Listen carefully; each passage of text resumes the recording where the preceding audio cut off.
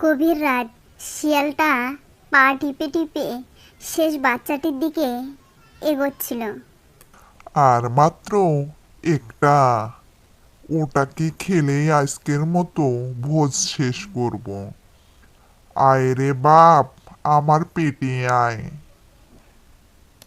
ধরো ধরো ওই চোরটাকে, আমার কলিজার টুকরোদের খেয়ে আজ আবার এসেছে। অনেক হয়েছে শিয়াল, তোর দুষ্টুমির ফল আজ হাতে নাতে পাবি। আজ তোকে আমরা উচিত শিক্ষা দেব।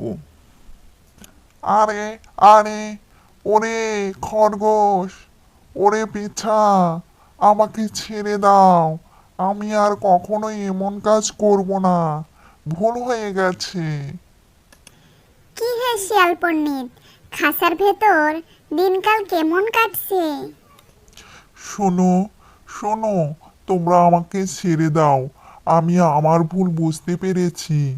আমি অন্যদের ক্ষতি করে নিজের পেট ভরেছি, কিন্তু আজ বুঝতে পারছি একাকী থাকার কষ্ট আর বিপদের ভয় কতটা ভয়ানক। আমাকে মেরো না, আমি এই বন ছেড়ে চলে যাব, নয়তো সবার সাথে মিলেমিশে থাকবো।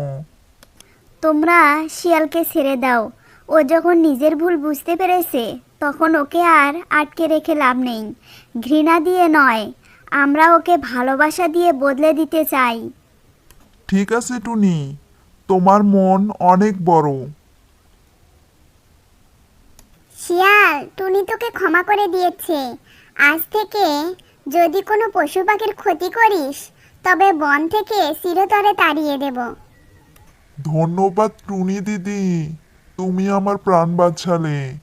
আমি কথা দিচ্ছি, আজ থেকে আমি আর কারো ক্ষতি করব না। আমি সবার বন্ধু হয়ে থাকবো।